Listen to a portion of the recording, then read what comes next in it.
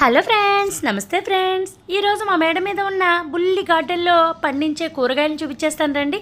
చిన్న చిన్న వంకాయలు అండి. ఇవి నీలం కలర్లో ఉంటాయి కదా, గుత్తు వంకాయలు అనమాట. ఈ గుత్తు వంకాయలు చిన్న చిన్నవి అనమాట. టమాటాలు, పచ్చిమిరపకాయలండి చెట్టు నిండా ఉన్నాయి.